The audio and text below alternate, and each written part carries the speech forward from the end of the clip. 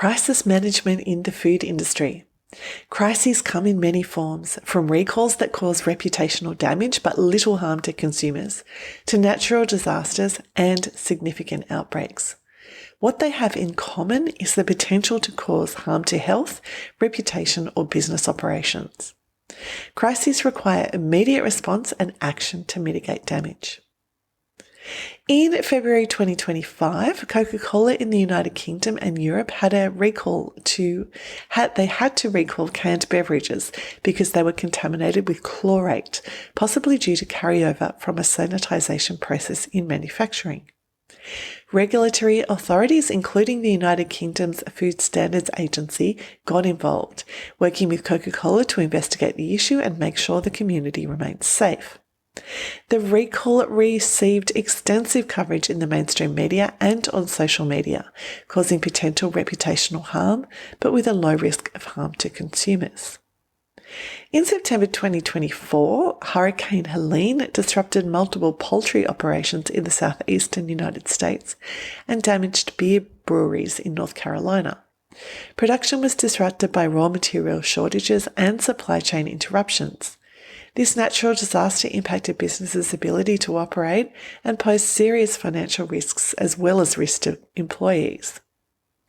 In July 2024, the US ready-to-eat meat producer Boar's Head recalled around 208,000 pounds of liverwurst and other deli meat goods due to possible contamination with Listeria monocytogenes. The recall was soon expanded to more than 7 million pounds of ready-to-eat products. 10 people died in the associated listeriosis outbreak. The crisis resulted in the permanent closure of the production facility and serious reputational damage to the brand. In crisis management, prevention is better than cure. The best way to handle a crisis is, of course, to prevent it in the first place. In fact, that is what the practice of food safety is all about. However, as we've seen from the examples above, not all crises are the result of a failure in food safety protocols, and not all disasters are preventable. When an incident becomes a crisis, there are two ways the food business can respond. Take an unstructured approach, basically making it up as you go along, or follow a crisis management procedure that's been tested and refined. Which would you prefer?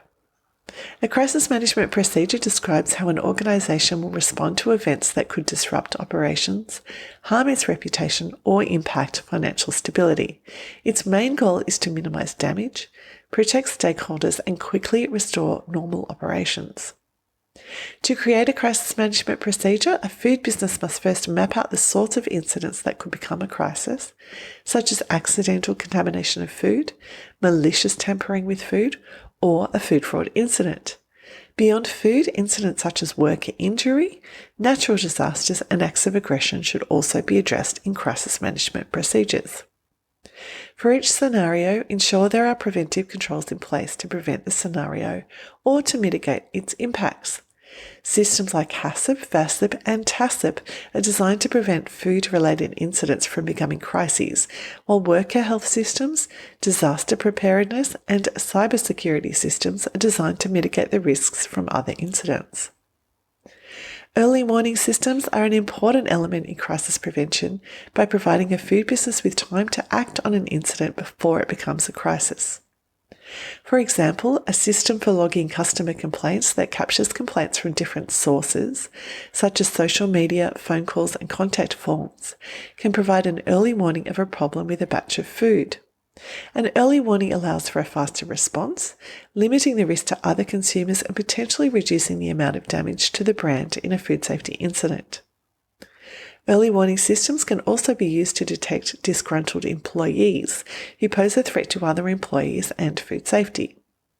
Environmental monitoring programs for detecting trends in pathogens and indicator organisms are another early warning system, providing advanced warnings of increased microbial contamination risks.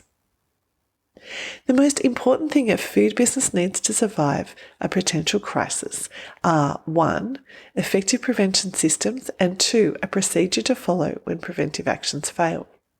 When everything goes wrong all at once, a formal procedure allows everyone in the business to keep calm and take action without having to make too many decisions in a high-pressure situation. A company with a procedure will be subject to less stress and fewer negative impacts in a crisis compared to one without. The procedure should include general processes to be followed in all crises and specific processes for each identified crisis scenario. Step 1 in developing a crisis management procedure. Appoint a crisis response team. This team will identify potential crises, assess necessary resources, and create an overall response process for all crises. There can be multiple response teams at various levels of an organisation, for example, one for each site and one for company headquarters in large companies. Crisis response teams should include senior leaders at the relevant levels, for example, site management at the site level and C-suite leaders at headquarters.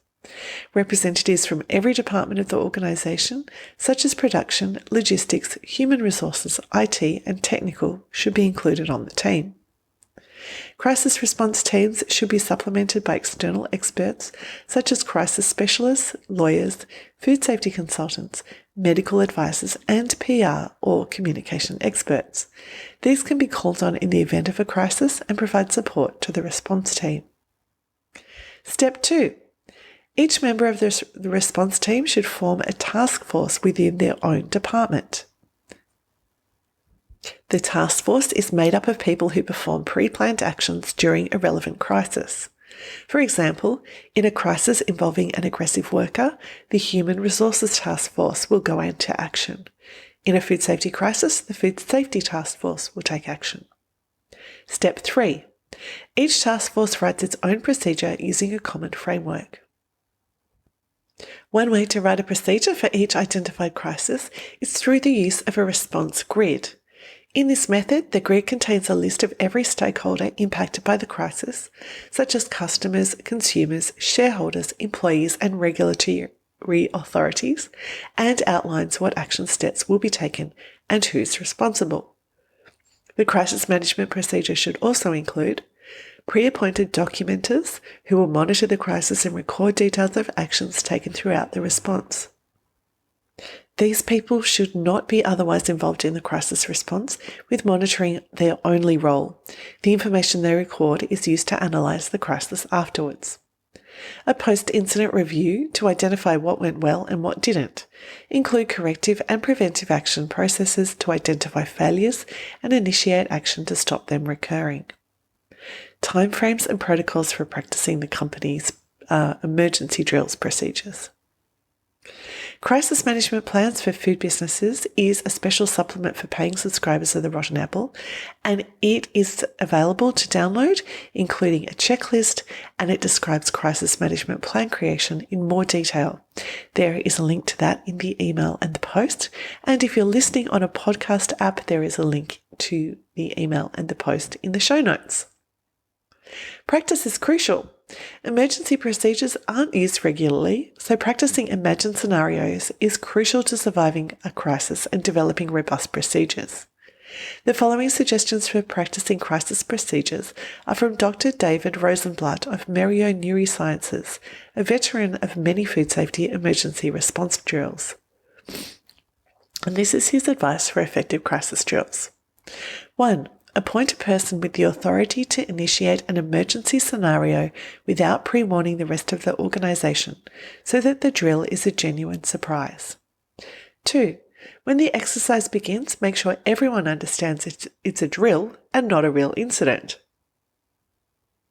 Include drills that require multidisciplinary responses. For example, practice an earthquake scenario in which there's a food safety element due to contaminated water supply, as well as injured workers and damaged buildings. 4. Ensure that the monitoring persons keep an action logbook. This can include video documentation. It will be used to analyse the results. 5. Make the drill as realistic as possible. 6. Practice all the things you would do in a real crisis, such as press releases, regulatory reporting, employee updates, and calls to customers and distributors. 7. Conduct a post-event meeting to identify failures and opportunities for improvement, following the corrective actions and root cause analyses set out in the crisis management procedure.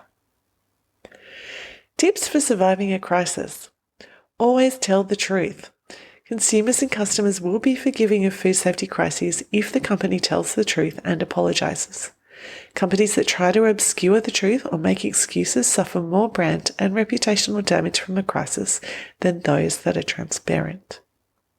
Have a pre-chosen location for your crisis response centre, a training room or meeting room with communications equipment, whiteboards and refreshments.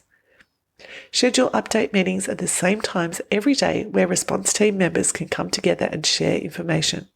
The information can then be conveyed to other stakeholders such as key customers. Takeaways for food professionals. Crises are easier to survive if your company has a written crisis management procedure which reduces decision-making during times of stress and ensures no important steps are forgotten. Crisis management plan development is a multidisciplinary task requiring input from all parts of the organisation. For successful crisis management, practice is critical. And in the written email and post, I've included some links to resources, including an amazing crisis emergency handbook for food managers, which is step-by-step guidance for maintaining food safety in 10 different emergency situations in both English and Spanish. And that is published by the Twin Cities Metro Advanced Practice Centre. And there is a link to a webinar called Crisis Management in the Food Industry, Prevention, Mitigation and Investigation that can be watched on demand.